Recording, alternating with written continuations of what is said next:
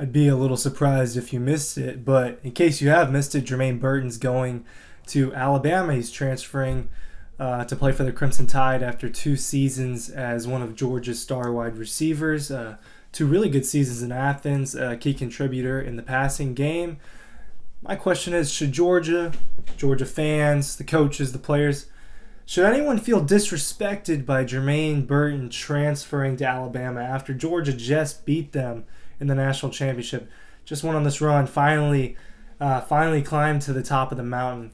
Should any disrespect be felt from this move? I'm going to talk about that here. Ryan Curley from Dog Post talking about Jermaine Burton and his move to Alabama. But before I talk about that, click down below, Dog Instruction. You're not going to want to miss out on this commemorative book, about 80 pages, exclusive stories and images from Georgia's 2021 national championship run. You're not going to want to miss that. Click down below, Dog Instruction.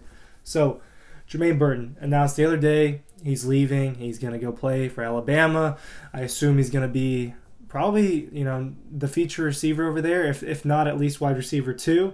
They always rotate a bunch of receivers. If there's something that Alabama's good at, besides winning national championships, it's putting good receivers out there on the field and putting receivers in the NFL, and that's that's what Jermaine Burton wants, right? Jermaine Burton wants to play in the NFL. He wants to be a first-round draft pick, right? How many wide receivers in college don't want that, or even little kids that grow up playing wide receiver? Of course, that's what they want, and Jermaine Burton feels that he has a better chance to do that if he's playing in crimson instead of red and black. So, I mean, it's not that Jermaine Burton wasn't one of the primary receivers for Georgia, but Georgia just spreads the ball around. Some of the games are run heavy.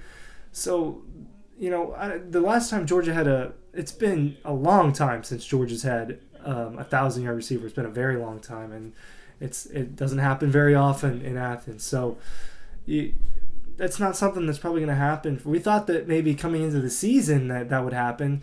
When we came into this year, the hype for the summer was, wow, Georgia might finally get a 1,000-yard receiver. Wow, there's going to be Eric Gilbert, Jermaine Burton, all these guys. JT Daniels is going to lead this crazy passing attack.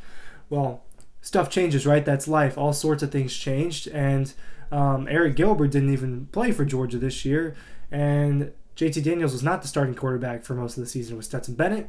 Offense changes, a little bit more run game, a little bit more rollouts, and all of a sudden, Jermaine Burton is not really a feature part of the offense, but it's not like he was last year. It's not like he was last year. And so his decision, I think, is based solely on getting that tape, getting those stats, getting that recognition to go and potentially be a first-round pick. And, you do have to respect that.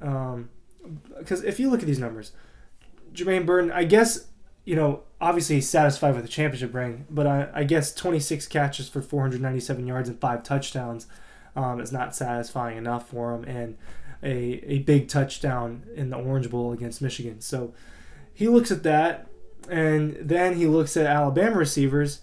Jamison Williams, 79 catches, 1,500 yards, 15 touchdowns, almost 20 yards a catch. That's just one guy. Then you go look at John Mechie, wide receiver 2 this year for Alabama, 1,100 yards on 96 catches, 8 touchdowns, 97 yards against Georgia. Alabama spits these guys out. And then if you look at John Mechie last year, wide receiver 3, 55 catches, 916 yards, 6 touchdowns. That was in a big-time Alabama offense. John Mechie got 916 yards, being the wide receiver 3 in a shortened season. So Jermaine Burton looks at that and he says, "Wow, that's really attractive for me. I think that this is somewhere I want to go and play." You have to respect these kids' decisions. It's a different college football world nowadays. The transfer portal is different. NIL money is different. This is not the same college football as even 2 or 3 years ago. Jermaine Burton got his ring. He was a key contributor for Georgia, but he looks at it and says, I want to go be a superstar. And he could definitely do that with Bryce Young and Nick Saban and people like Bill O'Brien coaching him up. So you can't really blame him, but do you feel disrespect? I think it definitely stings a little bit. If you're a Georgia fan, I think it stings a little bit if you're a player. We just beat Alabama and you're going to go Now you're going to go play for them, and we may meet back up with you in Atlanta or in the playoffs. I think it definitely is a little weird. I don't know if disrespect's the right word. I think that Jermaine Burton sees his opportunity. He sees that he could have a crazy season, and I think that's super possible with Bryce Young. And yeah, if I had to predict right now, calling right now, Jermaine Burton has a 1,000-yard season and maybe around 10 touchdowns for Alabama. I mean, there's a really good chance that he's their feature guy. He's a deep threat. He's an excellent route runner. He has good hands. I mean, he really can do it all as a wide receiver, and we've seen him show flashes of that, but Georgia's offense just wasn't that. Georgia's featured guy this year, if there was one on offense, was a freshman tight end. The feature guy always changes. I mean, we saw A.D. Mitchell have his games. We saw Lab McConkey have his games. We saw James Cook have his games. That's not Georgia's brand. The superstar thing. Alabama's brand has their stars. I mean, look at all the wide receivers they churned out over the last, let's just go 5 years. You got what's this list? Jalen Waddle, Jamison Williams, John Mechie, Devontae Smith, Heisman winner Devontae Smith, Jerry Jeudy, Biletnikoff winner Jerry Jeudy, Henry Ruggs.